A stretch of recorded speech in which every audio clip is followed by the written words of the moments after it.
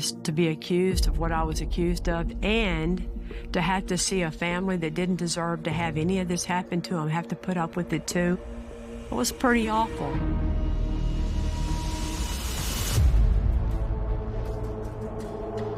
On January the 11th, 1999, the murder of Belinda Temple, who was 8 months pregnant with a little baby girl, shocked everyone in Katy, Texas, and changed a lot of people's lives.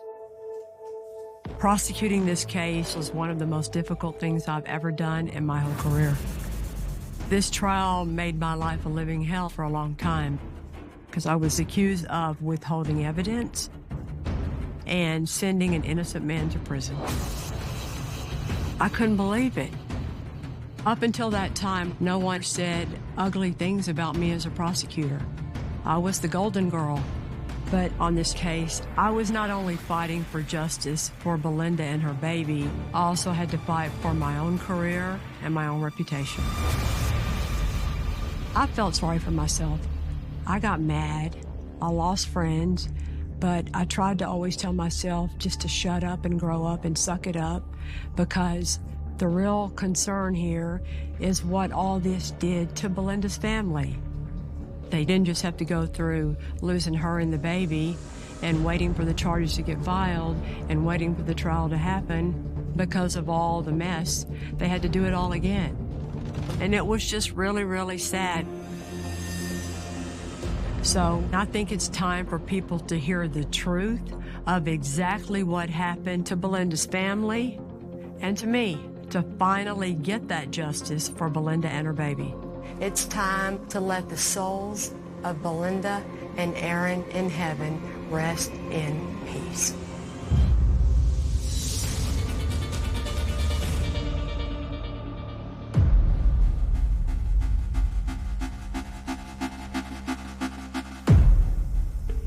Harris County 911 Police Fire Ambulance. Yes, somebody's broken into my house and my wife has been shot. Stay on the line for the ambulance, sir. Her brain is on the floor. I think she's already dead. She's 8 months pregnant. Around 5:30 in the evening, Sarge come in and told us they had a homicide at a location in Katy. When we first arrived at the scene, David Temple was sitting on a bench in the backyard, and his dog was loose. Temple's had a chow that was not real friendly. You couldn't get anywhere near the house. He wasn't going to let you in. After Mr. Temple secured the dog, we detained him in a marked unit. According to the homeowner, David Temple, his wife is upstairs in her master closet, dead, with her brains blown out. Constable's office already had secured the scene, and a couple of us did enter the residence. It looks like there was forced entry to the back door. First, we went up the stairs to the master bedroom. To the left of the main bathroom was a large walk-in closet, which is where we saw Belinda's body. Feet closest to the door and her head toward the wall. There was a significant amount of brain matter there on the wall and between the clothing. This was vicious. This was brutal. It's clear that it was a shotgun blast because there's pellets on the ground, there's shotgun wadding and brain matter all over the wall. We did find 2 guns in the closet, both of them rifles. They were behind some clothing in the corner, but no shotguns.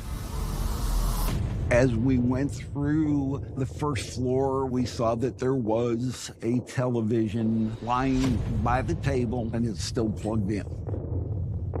We also see the drawers were open, but everything was neat and tidy in the drawers. If this is, in fact, a burglary, it was botched because a burglar is going to take whatever they can find to carry out of a house.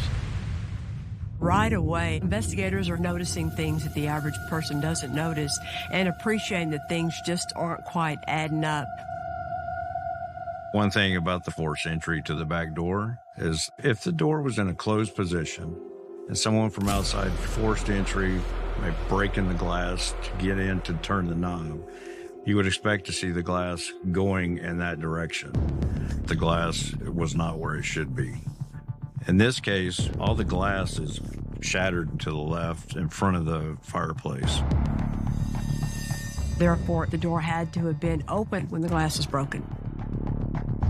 We needed to get a statement from David. He's supposedly the last to see her alive, first to see her dead. Was there somebody in between there? We don't know. So I took him to the station. In any investigation, the detectives want to try and get statements from all the witnesses they can as soon as possible, because that way everything that just happened is very fresh in their mind. While I was talking to David, he certainly did not appear to be grieving. He had no tears in his eyes weren't bubbling up. He was cordial in talking with me back and forth. He went through the story. He teaches at one school, his wife teaches at another. His son was at a daycare and he was sick. His wife had to go pick him up. David said she dropped by his family's house, and while there, she picked up some soup and brought it home.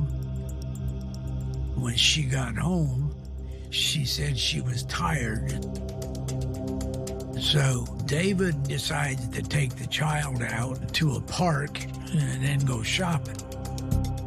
I had asked him what park he went to. There's 2 different parks, and he was mixed up on what park he had taken him to. And then he said after they played at the park for just a short time, he went to Brookshire Brothers to go shopping. And then he went to Home Depot. After he left Home Depot, he went home. And as he's coming out of the garage, he notices the window is shattered on the back door. So he immediately picks Evan up, his son, and takes him across the street to his neighbor's house and tells him there's something going on at the house. Watch the child. 911, go ahead, ma'am. Yes, somebody has broken into my neighbor's house, and he wanted me to call you. Where's your neighbor at right now? Him and my husband went back to the house. Between the different things in the house not seeming to add up to a burglary and the holes in David Temple's story that just don't make sense, it's just natural that the detectives would need to ask him more questions. Now we go back in and talk to him, and we're saying, this doesn't look right. This doesn't look right. This is where he starts getting agitated. And I said, the only thing to really clarify this would be if you'd agree to take a polygraph, and that's where he stopped. I ain't doing that. I don't have anything else to say. I want an attorney. I think a polygraph is a tool to show you how cooperative someone really is. So if your wife and your unborn daughter have been brutally murdered, and you want to cooperate and you want to find out who did it, why wouldn't you take a polygraph? Why wouldn't you hurry up and take a polygraph so they can check that box and move on to find the real killer? And of course, I called the DA, and the DA said, yeah, we just don't have enough. Just because he doesn't want to take a polygraph's not a probable cause to arrest him. So we have to let him go. When David Temple walked out of the station that night, the detectives didn't know if an innocent man was walking out or a cold-blooded killer. She did not kick off her shoes. She didn't go up to bed and take off her glasses. She was killed before either of those 2 things happened. David Temple's family brings up a name of a brand new suspect. What's he doing up north that he's not telling us about? Was he up there to possibly dispose of a shotgun?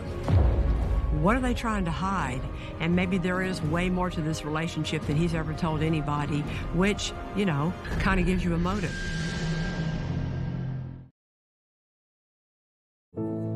I fell through the ground. I didn't make a sound. January the 11th of 1999 was the worst day of my life.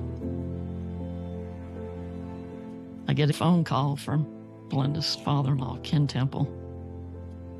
Kenny said, Belinda's been murdered. To get the news over the phone that your twin sister's been murdered,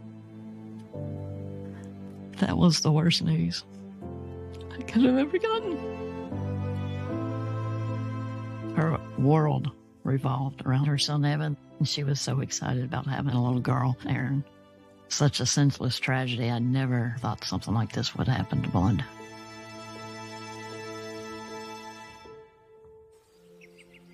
By the next day, Belinda Temple's murder was the lead story because it was so unbelievable. This morning, the students and faculty at Katy High School are shocked and saddened by the death of teacher Belinda Temple, who was found shot in her home last night. There was a lot of news coverage with the students talking about how much they loved her. Even if they weren't in her class, they would go by, "Hey, Miss Lucas, how are you?" She would go into the gym and shoot basketball with them. She impacted everybody that she met.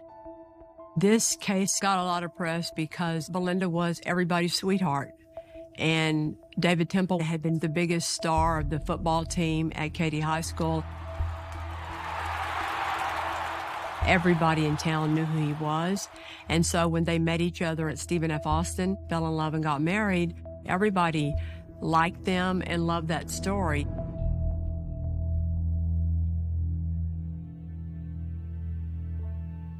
Belinda and I were born in Martins Ferry, Ohio, on December 30th of 68, and we moved to Nacogdoches, Texas in 1976. When we were born, I was 2 pounds heavier and 2 inches longer than Belinda, but it didn't take her long to catch up, and she ended up being like 3 inches taller than me. So Belinda called me Shrimpy. We did everything together. We shared a bedroom. We shared birthdays. We liked playing softball growing up. Belinda would play first base, and I played second base, and we made a lot of double plays. We were very competitive. Belinda wanted to be a teacher, and especially go into special education. She wanted to reach out and help as many people as she could that had some kind of disability. Belinda and I met at college. Belinda and I spent an incredible amount of time together. We were roommates, and we also worked together, and then we went out together. When she first met David, I thought he was a pompous ass. He made fun of my accent and my kicking boots, so it wasn't the best first impression, but she was very happy, so, you just roll with it. When I first met David, I knew he was a big football star. He was very popular. He had the nickname Temple of Doom. David and Belinda both wanted to teach and coach, both athletic, both family-oriented. They both had the same goals. She loved him, and she was ready to be a wife. Belinda seemed so happy.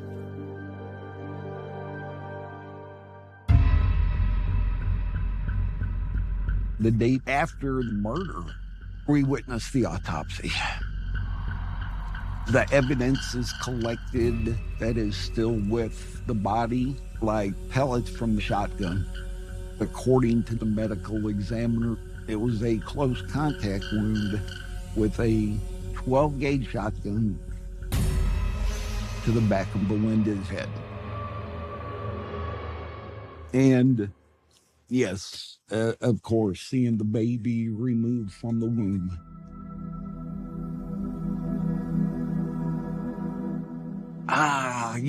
It's, hey, you're homicide, you're supposed to be tough, and you're supposed to... Now, if you got kids and this doesn't burn into your memory, something's wrong with you. sorry. That'll never go away.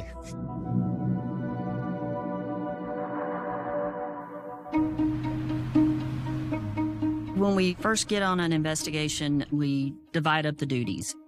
I went to Katy High School and started talking to Belinda's coworkers. I learned that they loved her, they loved working with her, she had the perfect family, she had the perfect marriage. As the detectives from the Sheriff's Department started to look deeper into Belinda Temple's life, her friends, her job, her marriage, what they thought the story was started to change.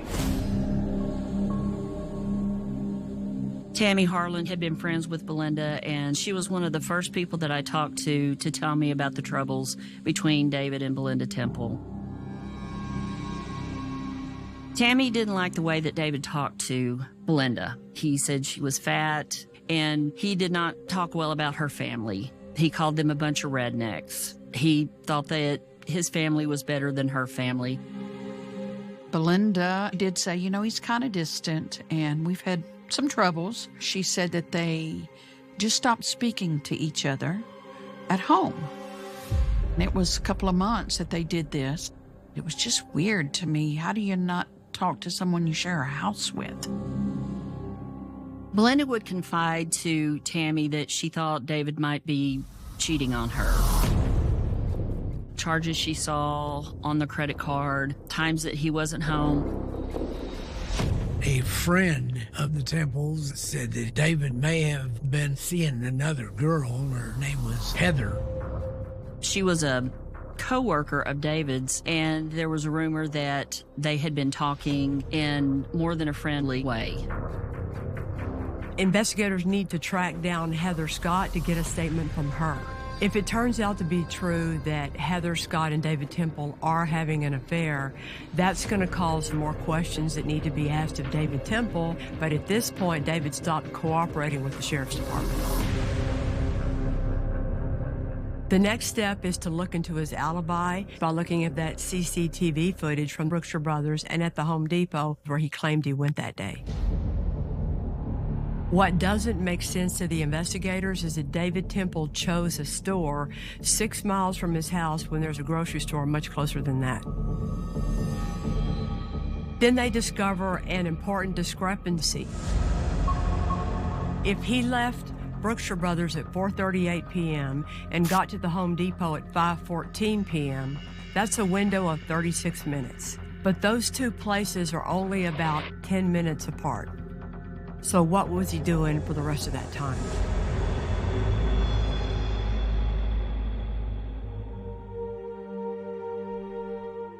Belinda and Aaron were laid to rest at the First Baptist Church in Katy, Texas. Several hundred people came to her funeral. A lot of students, I believe they had actually closed the school down early so they could attend the funeral. Belinda's parents were there, and of course they're just devastated. They loved Belinda. They loved her. But David wasn't really crying. He wasn't really, he just sat there. I've never had a murdered spouse, so I don't know how you're supposed to act, but it's kind of weird. While the investigation is still in the early stages, David Temple's family brings to the Sheriff's Department's attention the possibility of another suspect. Riley Joe Sanders was the next door neighbor. He was going to the same school that Belinda taught at.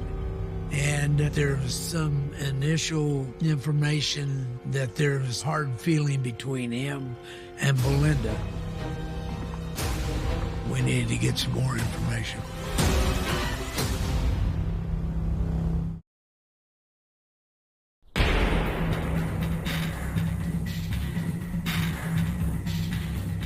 Although David Temple's alibi still needs to be looked into a little further, another person of interest in the murder of Belinda Temple is identified. The Temple family brought up the possibility of the neighbor boy, Riley Joe Sanders. Riley Jo went to Katy High School and knew Belinda Temple well. She had actually helped him with some of his classes. A couple months prior to the murder of Belinda Temple, Riley Jo's parents were gone. He had a party, and there was some broken glass into Temple's yard. Belinda told his parents, "Your son had this party," and they grounded him. And so David Temple's family said, "You need to look at Riley Jo. He's got an axe to grind with Belinda." I went to Katy High School, and I found out that the day that Belinda was murdered, Riley Jo was gone for part of the day. We needed to talk to him and anyone he was with and find out what was going on. Apparently, Riley Jo had skipped his last class, and when confronted with that information, he said he was just at the house smoking dope with his friends. We talked to him at length about his relation with Belinda, and he said she was a good teacher. He liked her. We asked if he would take a polygraph, and he was really cooperative with us. He was underage, so we had to get his parents' permission to have him take a polygraph, and they were willing to do so. On all the high points of the questions, he did all right on them. He didn't fail the major question, did you shoot Belinda? But he just never could seem to pass every question.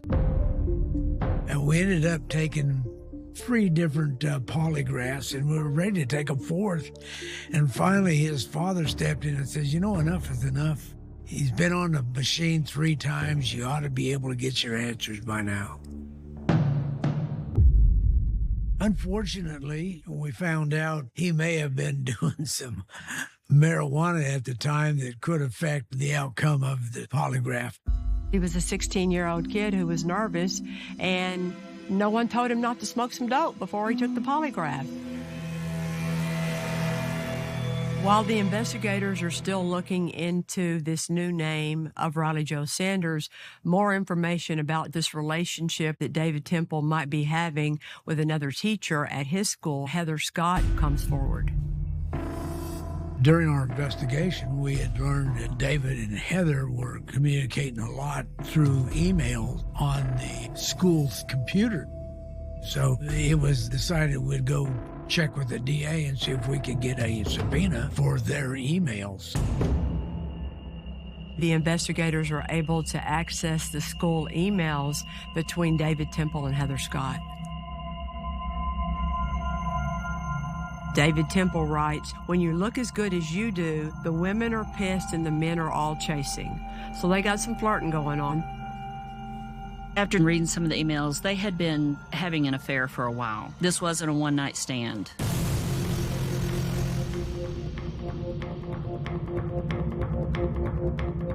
As a matter of fact, they had spent the weekend together New Year's Eve when David was supposedly hunting.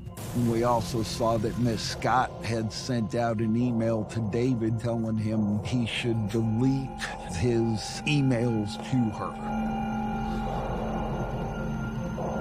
What are they trying to hide?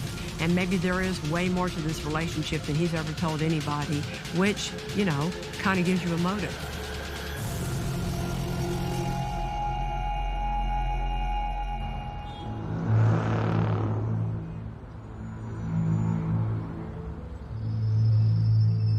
Heather Scott came to the office. My part was to get a little more detail about their relationship. Heather didn't want to admit that she was sleeping with David. Everyone knew that his wife was pregnant, and she didn't want people knowing that he was actually coming to her house on a regular basis. Heather said at one point they had tried to break it off, but after a day or 2, they were back together and it was just like it was. I mentioned that if he's a suspect, you would be considered the motive. And I'll never forget, she just stopped at one point and said, "You think that he killed his wife for me?" It took something for me to continue the interview and not be ugly to her, because that was very insulting. I couldn't believe that he would actually cheat on my sister. After that, there's no doubt in my mind, he killed Belinda and Aaron. Suspicion about David Temple having killed his wife Belinda is growing. And then the investigators get another new piece of information.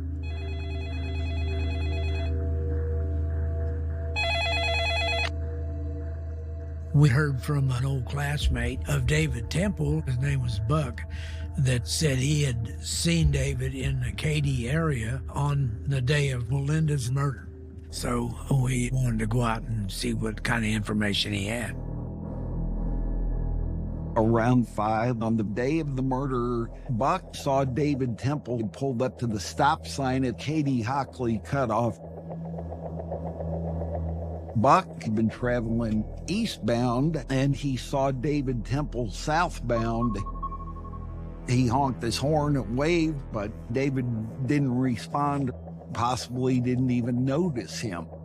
That was very significant to us because we had video from the Brookshire brothers. We had the video from Home Depot. And then in the middle of all that, we've got him appearing at this intersection, traveling southbound on Katy-Hockley Cutoff, which puts him in an area where his mom and dad live and where there are a lot of rice fields and water retention ponds. What was he doing up there? What's he doing up north that he's not telling us about? Was he up there to possibly dispose of a shotgun?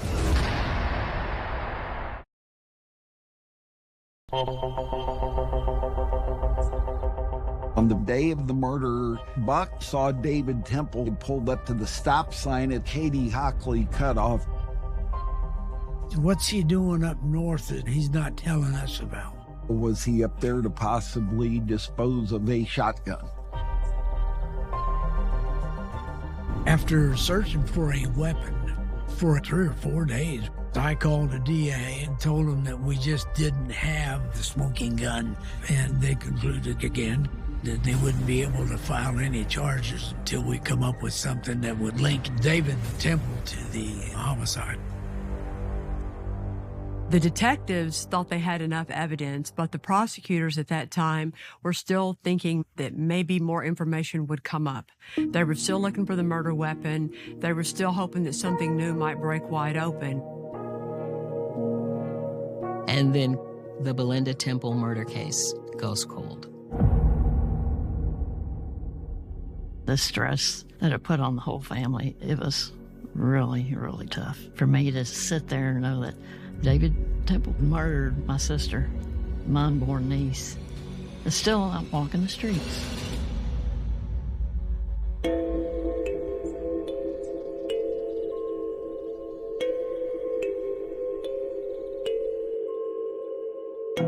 At that time, I was the victim advocate in the mayor's office. Belinda's parents, Tom and Carol Lucas, reached out to me for help. We had an organization called Crime Stoppers, and so we were eventually able to put out a reward.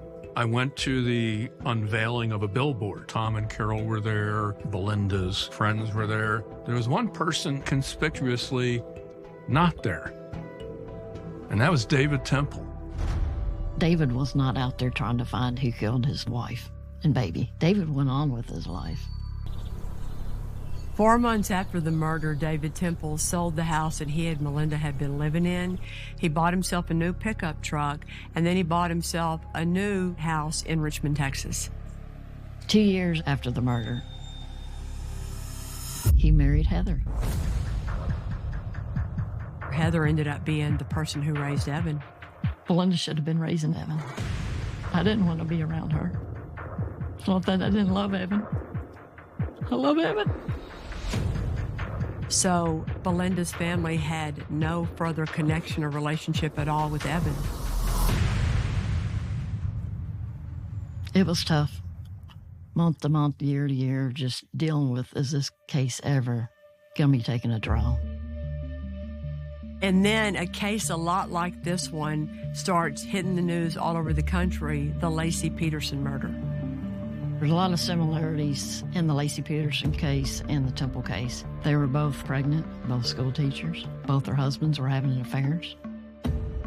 In late 2004, the Peterson case goes to trial, and Scott is ultimately convicted of murdering Laci and their unborn child. That gets people around the Katy, Houston area taking another look at the Belinda Temple case. We wanted justice. Laci Peterson was getting it. We wanted it for Belinda. Tom Lucas, Belinda's dad, called the district attorney of Harris County, Chuck Rosenthal, and told Chuck, how come California can get a verdict on a case like this, but y'all can't do your job here in Harris County? Chuck Rosenthal called me and said, Kelly, do you know what case Tom Lucas is talking about? And I said, yeah, that's that Katy football coach case. And I remember taking it home, and I read it over the weekend, and that's how I first got the case.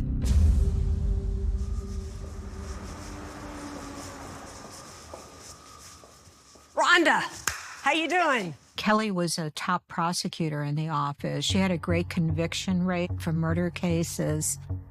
Today, I would like to see the David Temple evidence. Oh, wow. It's a lot. Kelly Siegler already had a notch in her belt for getting a conviction in the Susan Wright case, a pretty high-profile, dramatic case. So here's his door. And then, you know how important this door was to that case? Kelly's marching orders were to take a look at this case with a fresh set of eyes and see if she thought that there was enough there to move forward with an indictment. So here's his boxes. Oh, wow. These three right here? Yeah. All right. Thank you, Rhonda. Uh-huh.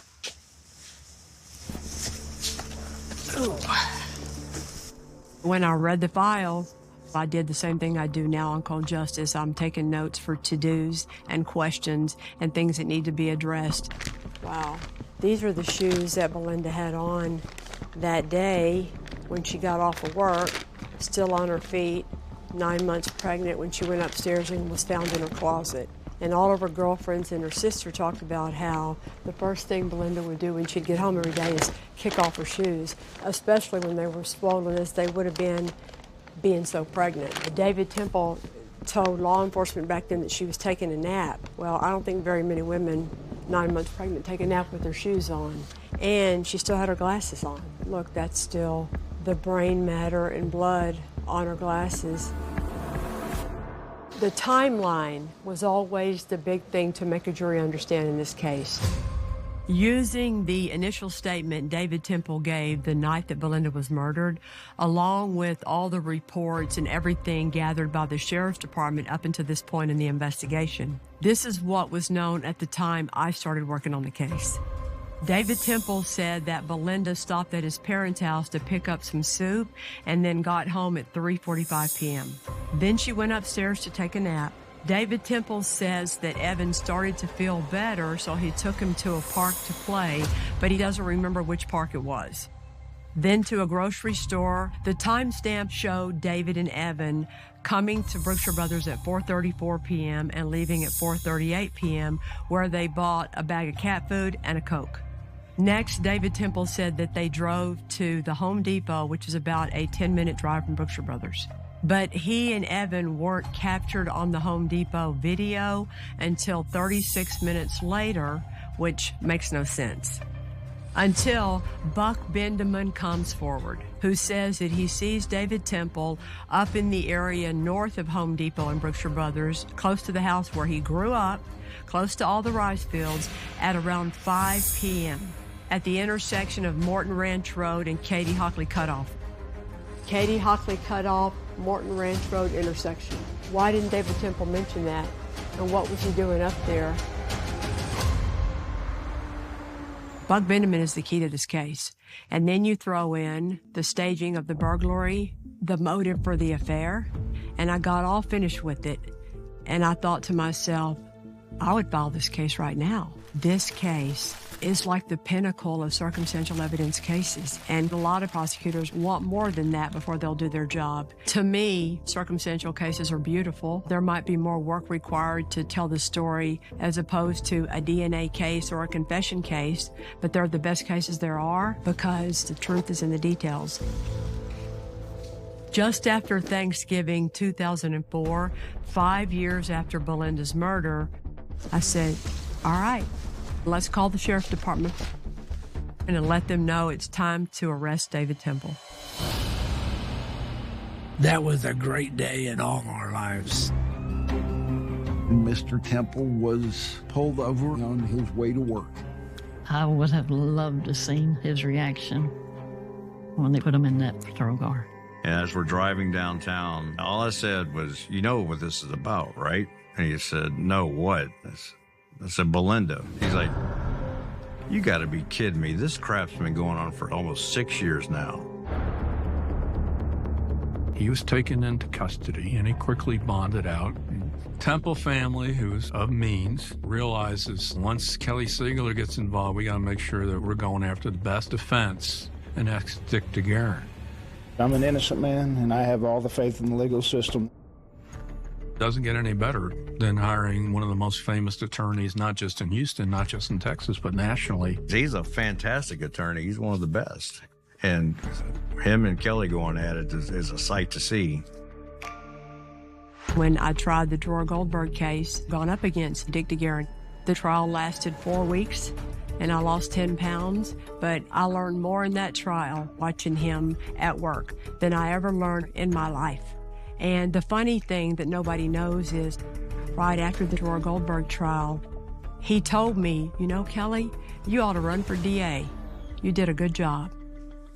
But by the time we went to trial on David Temple, I had tried and won a couple of other cases against Dick DeGuerin and his firm, so he didn't really like me as much anymore. Because if anybody was going to put this puzzle together and then actually prove it to a jury, it was going to be Kelly Siegler. It was going to be the battle of the Titans.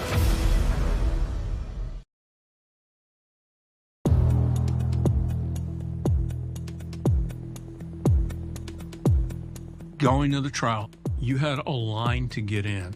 It was like a standing room only crowd. I think that the old adage is true that you have to open with a bang. Belinda Temple was discovered lying on the floor on her tummy with her face down, dead of a shotgun wound to the back of her head. And the other life that perished that day was a perfectly healthy 6-pound little baby girl with its heart beating inside her mommy's womb. Usually we go chronologically with life events. In this case, chronologically would be starting with when they got married and the downfall of their marriage and he meets Heather, and then the murder. But I didn't. I decided to start with the crime scene. The call goes out, law enforcement shows up, and what do they see? And start with that to explain what they saw, what they didn't see, what doesn't make sense, and then go back in time to build the rest of the story. The other thing that opening statements have to do, I believe, is address the weakness of your case. The truth is in the details. She explains that she has no smoking gun. She has no forensic evidence, but she has a lot of little bits and pieces to the puzzle, and everything points at one person, David Temple. 5 months before Belinda was killed, well, David Temple met a new woman.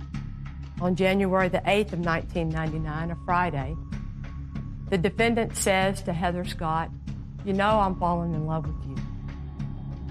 3 days later, Belinda Temple was executed in the back of the head in the home where she lived with this man. You never know when you give an opening statement if the defense is going to give one at all, but Dick gives an opening statement right behind me. It's true that David had an affair, but David would never leave Belinda. I'm going, what? Then he says that the glass in the back door broke because it slammed against this hutch that the Temples had behind the back door. And as he goes into the house, he throws the door open. So the defense tries to, I guess, give an explanation for why the glass wasn't where investigators thought it should be, with somebody punching in the glass. After Dick tries to explain the glass from the back door being in the wrong place for a burglary, he then points his finger at the person that he believes is the one who broke into the house and killed Belinda. The evidence will show that they ignored other leads. And that suspect is Riley Joe Sanders. Opening statements end, and the prosecutors start calling their witnesses. I questioned Dean Holtke a lot about all the evidence at the scene, all the unusual things that he saw, but we spent an extra amount of time with him talking about the way the glass was spewed from the door once it was broken. The glass was all facing in an angle consistent with the door being open.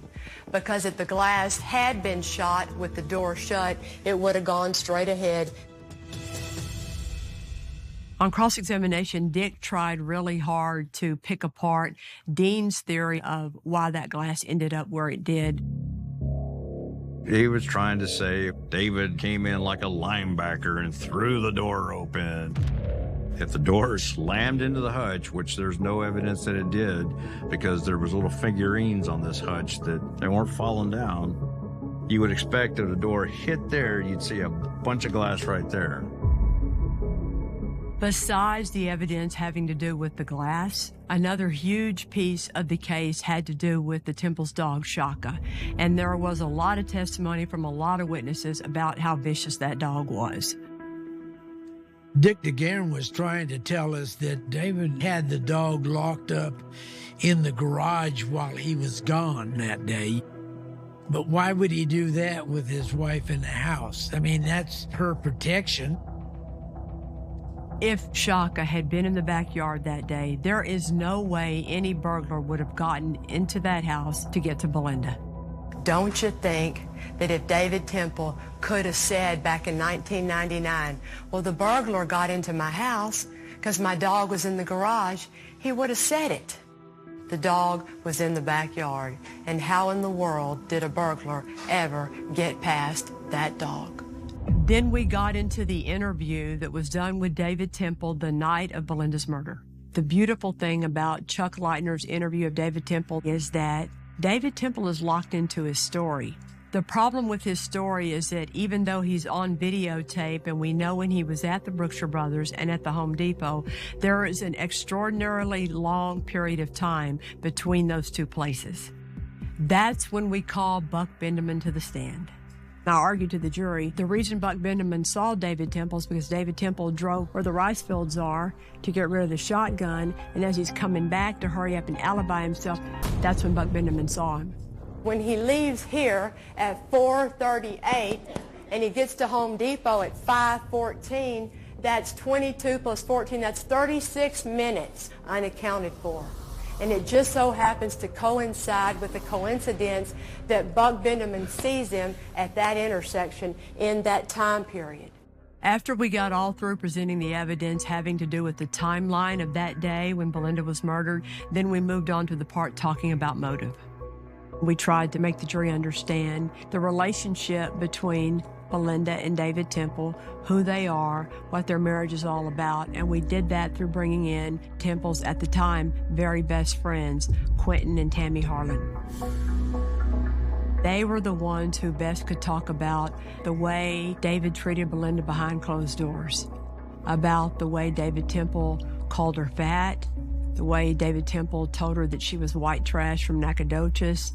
And then Quentin talks about, at school, the happy hours where they were flirting with the other teachers, specifically Heather, and how that relationship between David Temple and Heather evolved. When we first learned about Heather Scott, the hot young teacher that David Temple was showing interest in, she kind of blows it off like it was just a casual relationship. But by the time David Temple's trial comes around, she's married to him and is now Heather Scott Temple. Heather and David Temple had been married for 6 years. She was not cooperative. She did not want to come. She was subpoenaed to come to court, and she did. But she was not my friend in this case. Everybody's wondering, what is she going to say when she takes the stand?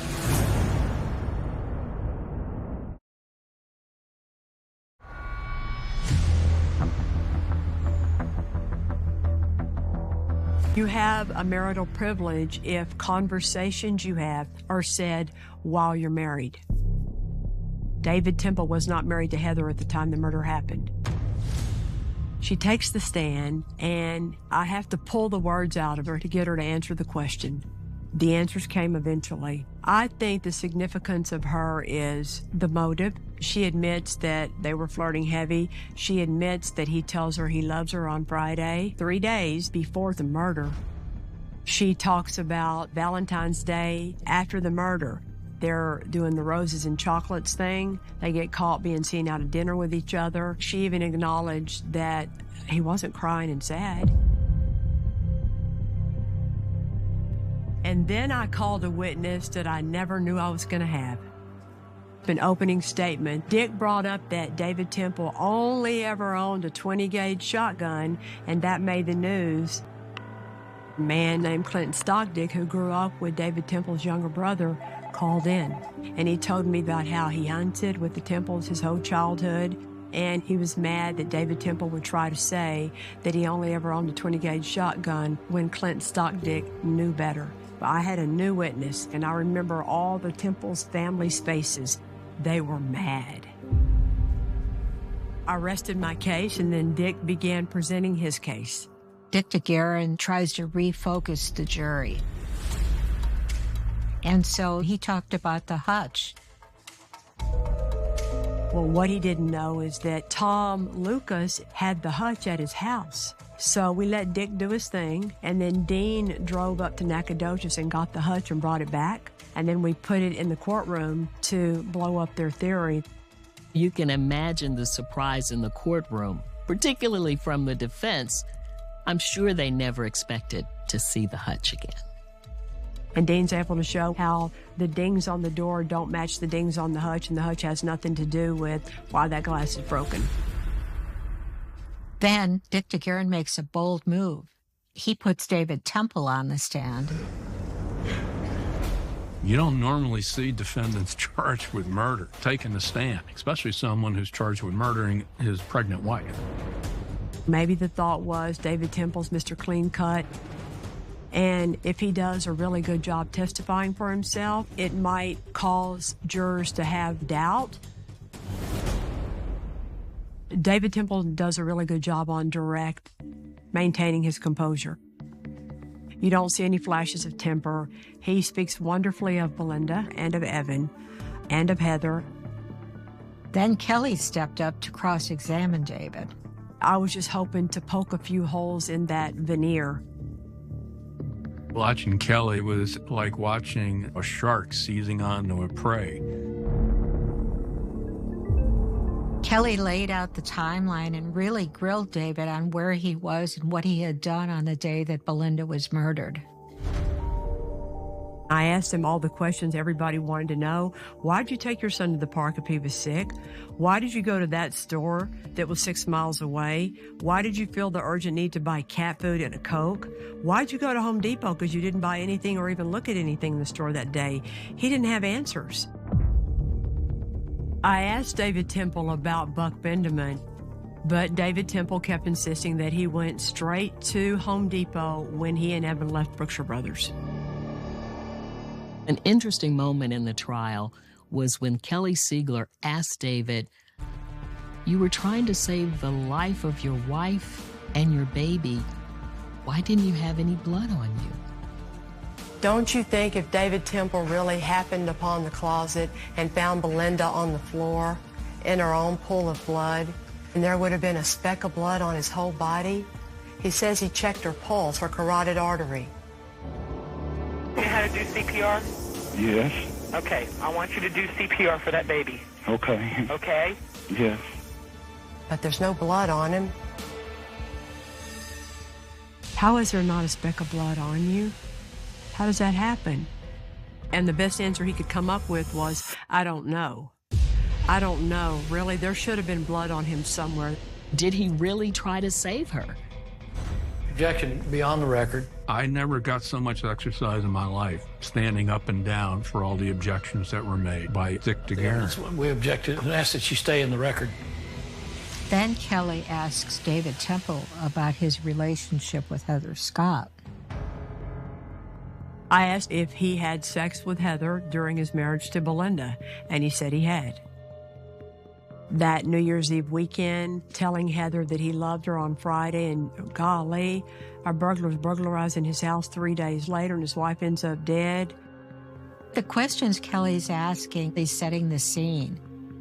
She's showing what was going on in the Temple household between David and Belinda in the weeks leading up to her murder.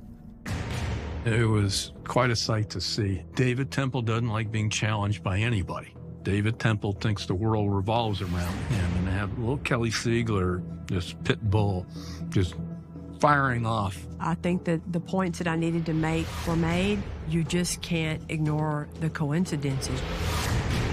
When David Temple got off the stand, I'm pretty sure he was glad that was over. Throughout his whole case, Dick DeGuerin kept coming back to the idea that Riley Joe Sanders, the kid living next door, was the person who killed Belinda Temple. So then Kelly calls a surprise witness. We called Riley Joe Sanders as a rebuttal witness.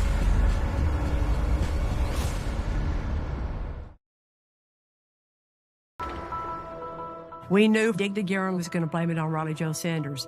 He always blamed it on Riley Joe Sanders. So when Dick presented his case and his defense was that Riley Joe Sanders was the murderer, at that point, because he's put on evidence, we have the right to call rebuttal witnesses. That is when we called Riley Joe Sanders to the stand.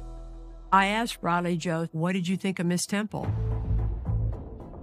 And it was clear to everyone in that courtroom how much he liked Belinda as a neighbor, as a lady, as a friend, and as his teacher. He understood why she told his parents he was skipping so much school. It was clear to everybody in that courtroom that this 16-year-old kid had cooperated completely and had no motive in the entire universe to want to kill Belinda Temple. Riley Joe Sanders talks about how it felt when he heard Miss Temple was killed, how it felt to be blamed for it, what he went through. It was wonderful. The 16-year-old neighbor kid they want to blame it on obviously didn't do this, blew up in Dick DeGuerin's face, and it was a beautiful thing to watch. After Riley Joe Sanders testified on rebuttal, of course, Dick was able to cross-examine him. But yet he never asked him the million-dollar question, did you kill Belinda Temple? Are you the one who fired that shotgun into the brain of Belinda Temple and her unborn baby? He never asked anything close to that. Why didn't he? I think we all know the answer to that.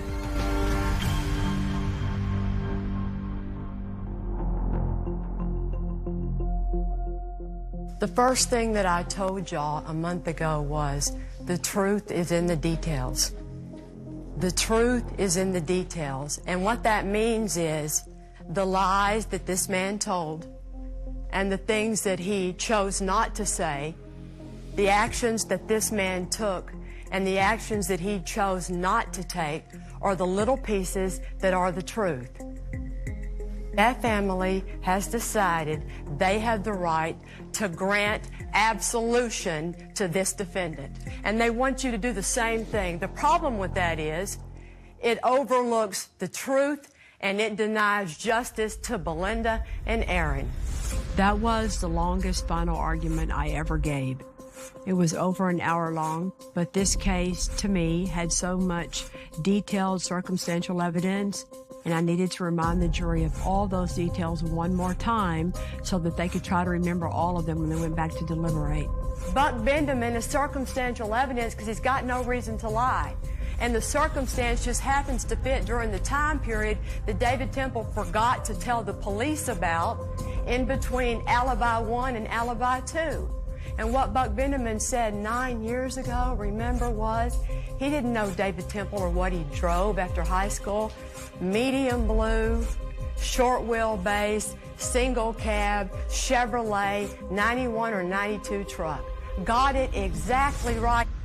There was nothing Dick DeGuerin could do about it because that is a circumstance that's unchangeable because it's the truth. And Mr. DeGuerin tells you that the explanation for all this circumstantial evidence is that Riley Joe Sanders is the killer. Riley Joe Sanders wants to kill Belinda Temple because she told his parents he was missing a lot of school for his own good, or because there were some broken beer bottles out on the street one day. Mr. DeGuerin wants that to be a reasonable doubt. Please, you know with all your heart David Temple is guilty of murder. And today, almost 9 years later, it's time to let the souls of Belinda and Aaron in heaven rest in peace.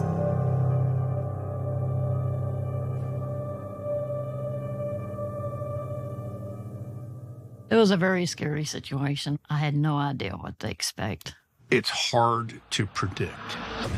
You've got 12 people trying to decipher a very difficult case without a I got you moment. I'm hoping that they see what we see, that David Temple was the only one who had the motive and had the means and wanted to kill Belinda.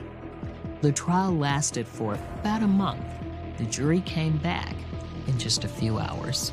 Mr. Foreman, I understand you have a verdict. If you'll pass it to the bailiff, please. We, the jury, find the defendant, David Mark Temple, guilty of murder as charged in the indictment.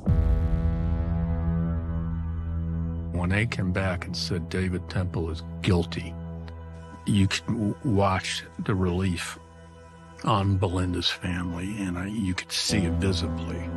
Temple family was just dumbfounded. They were floored. I mean, they stormed out.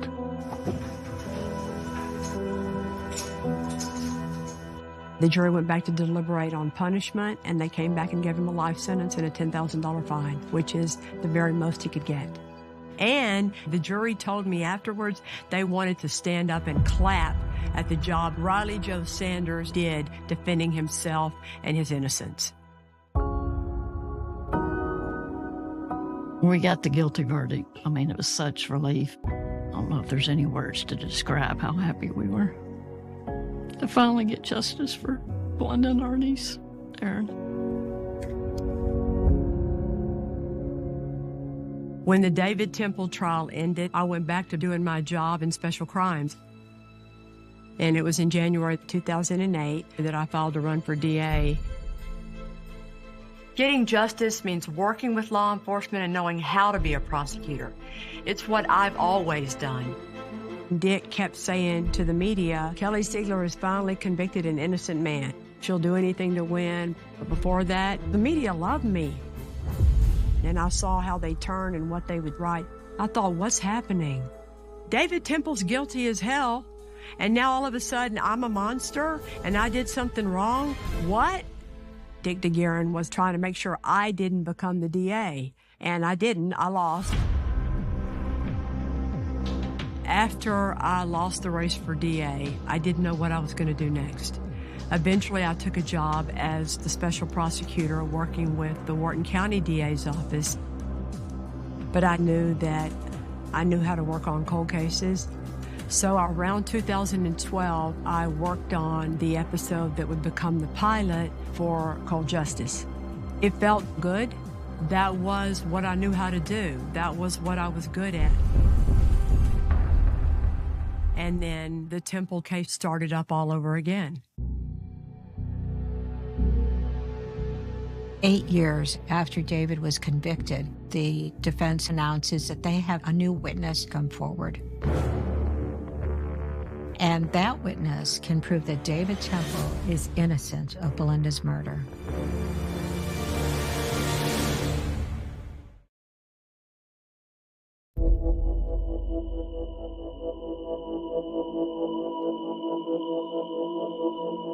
After a case goes through the normal process of appeals, it should be over. The only way to keep it from being over is to claim that you have newly discovered evidence or that something happened with your prosecutor during the trial that rose to the level of prosecutorial misconduct that necessitates a new trial. Now David Temple's defense team is claiming they have new evidence. A brand new witness named Daniel Glasscock, who supposedly heard Riley Joe Sanders say that he killed Belinda Temple. All of a sudden, the case is in the news all over again. They eventually get Daniel Glasscock in to testify about what he says Riley Joe Sanders told him about the day Belinda Temple was murdered. When he went to the house, as he went upstairs, the dog attacked him. He shot the dog, heard Belinda, put the dog in the closet, panicked, and ran. But we all know the Temple's dog was never shot. So that all blows up. So then the defense's only avenue left to get a new trial is to say prosecutorial misconduct because I withheld evidence. Because when you can't prove your client is innocent because they're not, that's the throw-down answer for a defense lawyer, is to claim the prosecutor forgot to give you this, or hid something, or cheated or lied, or did something improper. At this point, Dick DeGuerin no longer represented David Temple. These new claims were being brought by Stanley Schneider and Casey Gautreaux. Prosecutorial misconduct in the way it played in this case was the defense claimed Kelly Siegler did not turn over all the evidence about a potential alternative suspect, Riley Joe Sanders. It's called a Brady violation. Brady evidence is any evidence that is exculpatory or mitigates punishment or affects the credibility of a witness. All of those things are things that have to be turned over by the prosecution to the defense. In my opinion, I turned over every single thing that anyone could define as exculpatory or Brady in this case. And the defense says, well, she had 38 instances of doing something wrong. No, I didn't. Look at them one by one by one. Not one of those is truly exculpatory evidence. I mean, here's one, that I didn't turn over the FBI profiler's report, where they say usually a white male did it, he doesn't like his mom and he's unemployed. I'm not kidding. That I didn't turn that over. And it goes just like that through all 38 of them. We didn't hide anything from Dick DeGuerin, but the entire case file was not turned over because back in 2005, Dick DeGuerin asked for an examining trial to see if a judge finds probable cause to indict. But if you ask for an examining trial, the office policy at that time dictated that the file would then become closed to you. That was the policy. Dick DeGuerin used to be a Harris County prosecutor. He grew up in the courthouse world just like I did. He knows office policy. I remember saying to him, why do you want to do that, Dick? You know that the file's going to become closed to you if you do that. And he said to me, don't you tell me how to do my job. Like, copy that.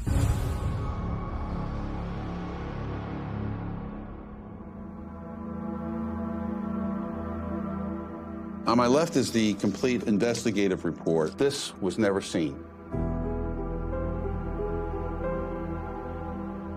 You know, what can you do? You just have to kind of suck it up and take it.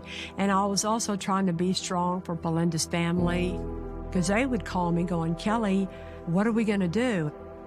And now there's another hearing called about whether or not David Temple should get another trial. I was called to testify to explain all of my actions while I handled this case and to answer all the accusations that I hadn't given them certain pieces of evidence. Many people told me, you need to have a lawyer. And I thought, why? I didn't do anything wrong. I'm not going to walk in that courtroom like a defendant with a lawyer. But you know what? I was treated like a defendant, exactly like a defendant. I testified for 5 full days.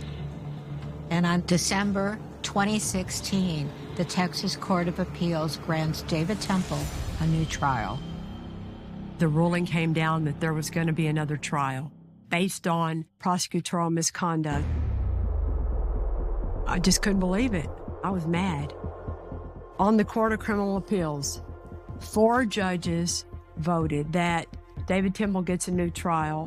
1 judge concurred with that. 3 judges said no, and 1 abstained because he used to be a prosecutor in our office. So that's how close that ruling was to make the proclamation and the finding he gets a new trial.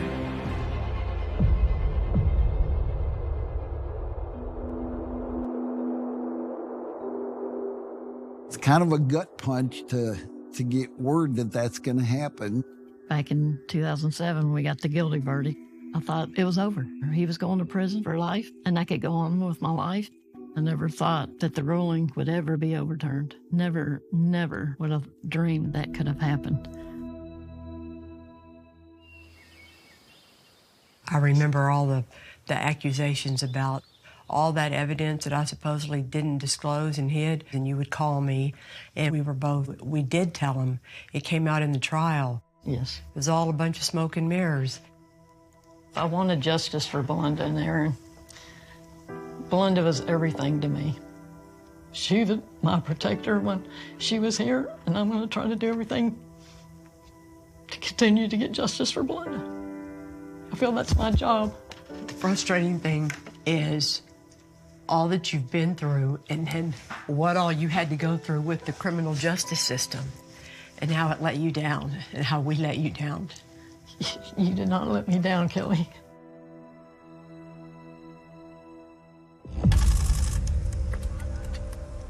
David Temple is now released on bond. He's out of prison. He's a free man again and awaiting a new trial. I was scared for my life. I was the only one in the Lucas family that testified. I feel like I had a huge role in getting him convicted. My brothers had me go out and buy 2 guns. I mean, he killed Belinda and his daughter. Why wouldn't he do it to somebody else? The defense is saying that they had all this new evidence, and everybody's wondering, what is it? If there was new evidence in the file on the case that proved that David Temple was innocent, I wanted to know what it was. Maybe I had judged this case wrong. We're waiting for justice to be served once and for all, and for the people that put me there and lied and cheated to be held accountable. David. Yeah.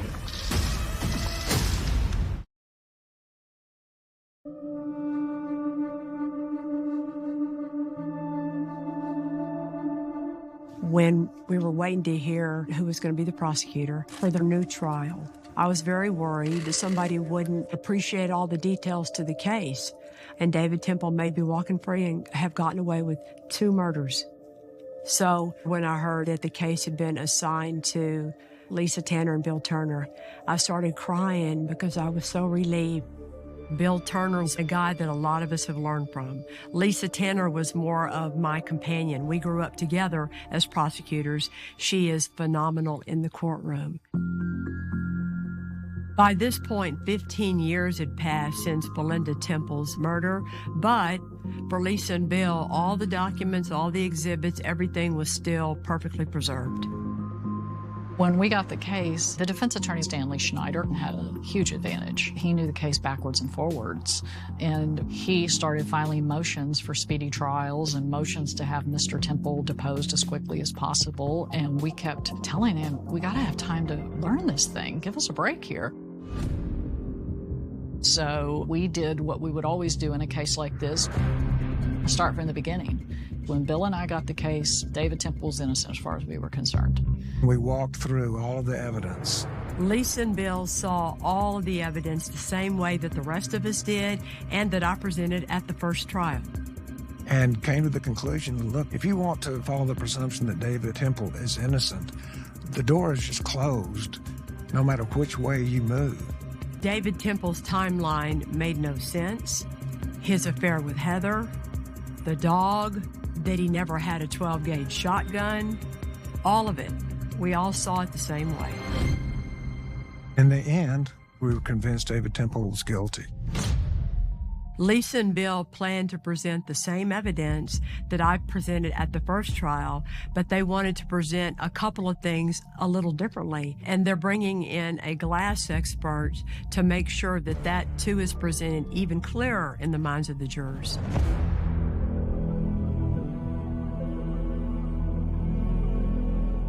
In the new trial, the first thing we did was looked at the home invasion part of it. It just didn't make sense. I think there's all kinds of reasons to show that David Temple killed Belinda Temple as soon as she got home. On the night of the killing, David Temple said he drove into the garage, shut the door, got his son out, put him on a bicycle because he was just going to go tell Belinda they were home.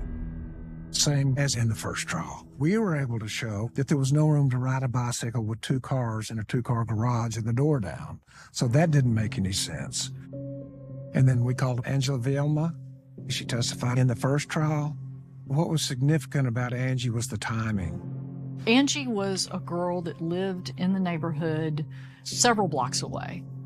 The day the murder was committed, Angie had a fight with her boyfriend, and she decided that she was going to leave and go to her friend Roseanne's house. And Roseanne lived across the street from the Temples. Angie started walking, but she had to stop before she could pass the Temple driveway because David Temple was pulling into his garage. And she had the time pegged almost exactly at 5:25.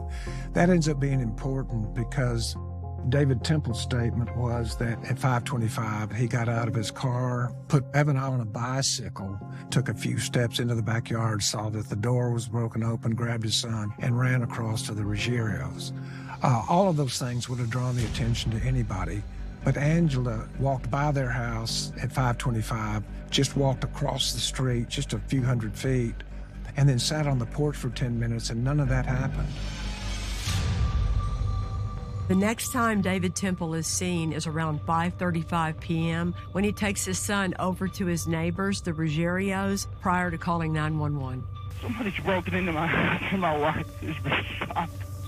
So that put David Temple in the house for approximately 10 or 11 minutes. It is our position that for 10 minutes, David Temple was staging the house. He made sure things were just right before he let third parties know that this had happened. And then we felt like the jury had to hear the situation with the dog. There's three places Shaka could have been. Shaka could have been in the garage, Shaka could have been in the backyard, or Shaka could have been in the house. As the garage door was going down, Angie told us she saw David Temple's legs walking beside the truck. One thing that was significant to me was she saw his legs, but she didn't see a dog. So Shaka was not in the garage because he would have been right there with David Temple if he had been in the garage. Also, in the crime scene pictures, you see a bowl full of wet dog food. And I have big dogs. I know how big dogs are. We told the jury, there's no big dog that's going to leave wet food in his bowl. That doesn't make sense. So, same as in the first trial. And if the dog was in the backyard, no stranger's going to get by that dog to get to Belinda. Another huge crossroads was when we enlisted the help of Dr. Ravi, the glass expert. Ravi Shandar's amazing. I mean, he's the guy that does stress of all objects. So he's the guy that keeps our airplanes in the air. But one of his specialties was measuring what happens to glass when it breaks. One of the defensive theories was that when David Temple ran back to the house and discovered Belinda's body, he went through the house with such force that it bounced against the hutch, and that caused the glass to discharge into the living room. Dr. Ravi came back and said that couldn't be. The glass break expert agreed with the testimony that was brought up in the first trial. It became obvious that it was staged. And the next question then is, does Belinda Temple have anybody with a motive to kill her? She had no enemies. There was only one person with a motive to kill Belinda Temple, and that was David Temple.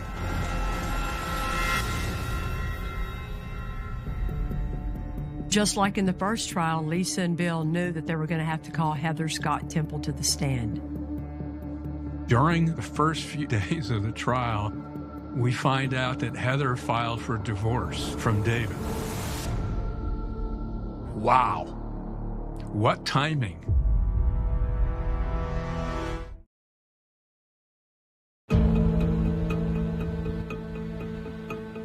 I was in Florida working on a case on Cold Justice, and I got my text messages, breaking news that Heather Scott Temple filed for a divorce. And I was like, oh my God, good for you. Good for you. The issue is, okay, how does this influence her testimony? Is she going to stick with her original testimony? Is she taking an opposite position? Is her motive now to try to hurt David Temple? Did she hold something back in the first trial? Is she going to tell us now? No one had any idea what she was going to say this time. The hope was maybe there was some other little piece that she had always known but didn't come forward with that might come up in the second trial. But she was consistent. She told what she knew, and she did what she needed to. I think all in all, the way she testified at the first trial was accurate as to what the testimony was at the second trial, so we had no indication that her divorce influenced her testimony.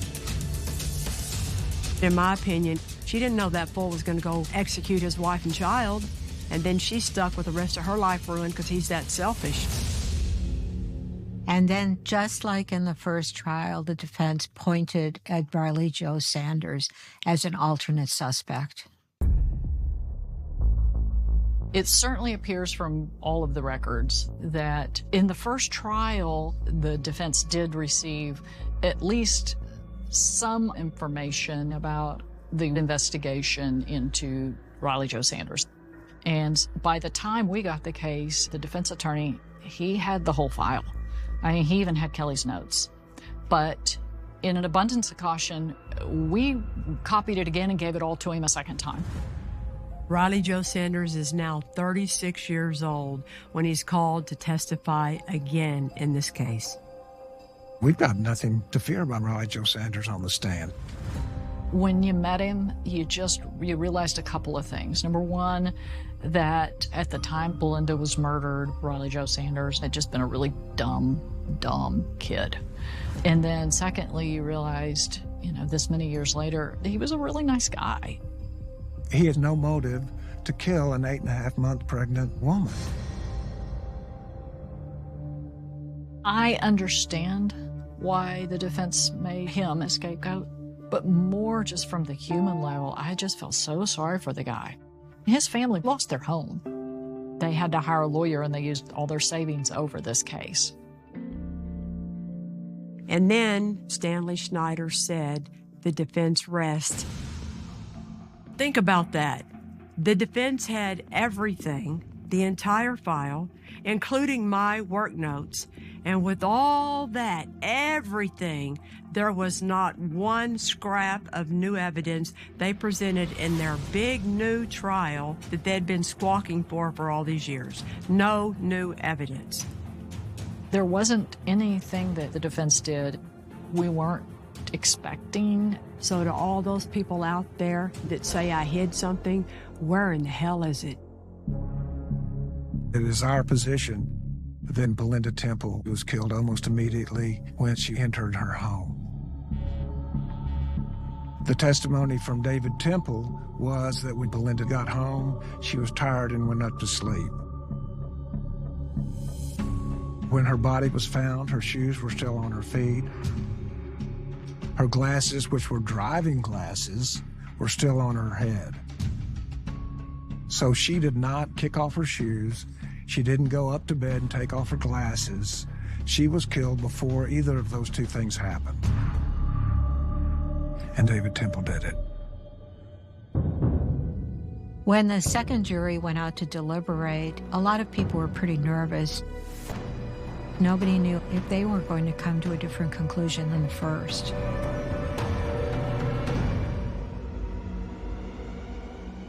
I was working a case in Fort Myers, Florida, and I got a text message. He's guilty again.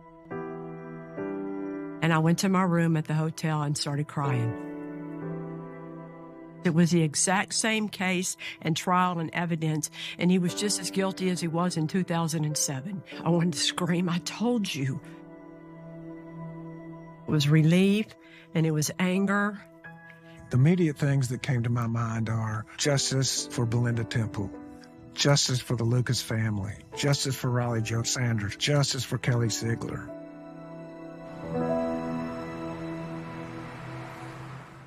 We went to the punishment phase, and the punishment range was 5 years to 99 years or life. Well, Evan Temple took the stand. Here's somebody that's lost their mother, and their dad's going to be in the penitentiary forever. And so for him pleading for his father's life, I think it's a significant thing. We were very careful and treated him with kid gloves. What a horrible situation to be in, to lose your mom and then to have your dad charged with that.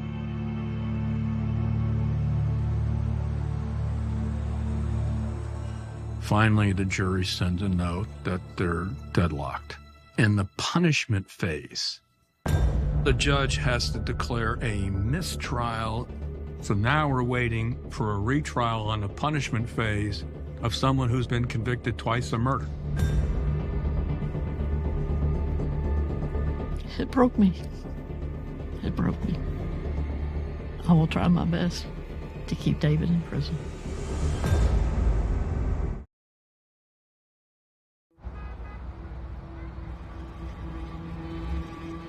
What happens in March of 2020?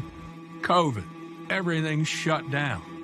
And we wait. And we wait. And finally, in April of 2023, the punishment phase resumes. I went down to the courthouse, and it brought back a lot of emotions, mostly feeling bad that they were all having to do it again. And I was very hopeful that it was finally going to be over with. The jury came back with a verdict in 2 hours. We, the jury, assess his punishment at confinement in the Institutional Division of the Texas Department of Criminal Justice for life.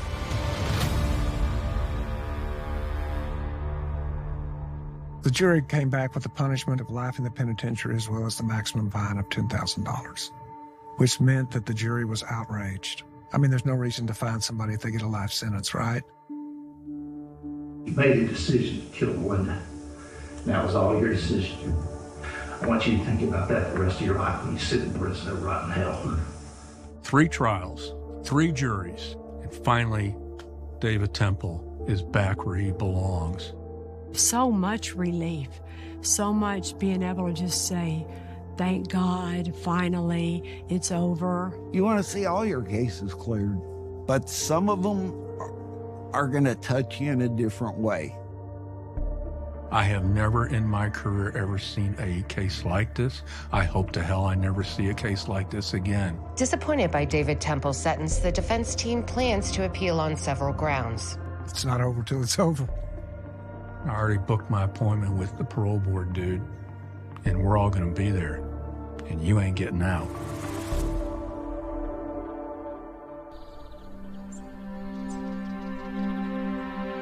We got him. He's where he needs to be. If you could say whatever you wanted to say to David Temple today, what would you say?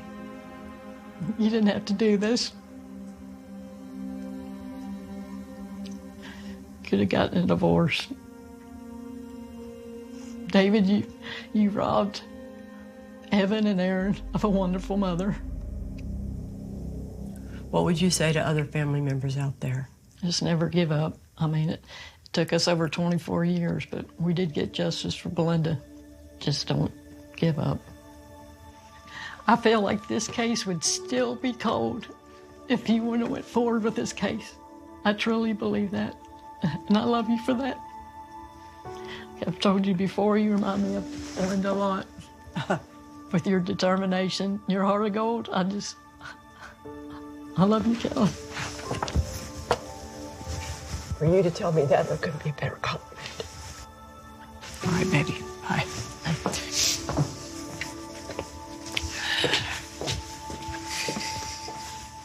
I give Belinda's family an awful lot of credit. They never backed down. They sought justice, and they were there every single day for 3 trials, 24 years. 36 jurors have found him guilty. Think about that. David Temple committed this murder because he's that selfish. He thought he could commit a murder rather than get a divorce and have to split up custody and child support payments. And his family accepted it and moved on and forgave him.